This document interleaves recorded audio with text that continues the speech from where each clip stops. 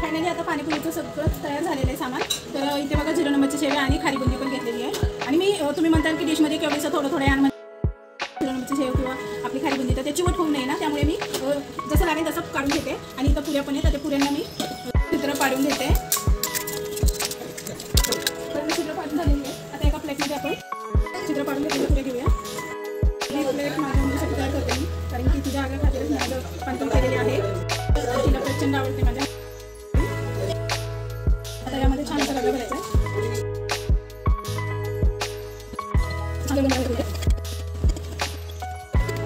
थोडं कांदा टाकायचं त्यामध्ये. तुम्ही जास्त आणून तुम्ही जास्त टाकू शकता.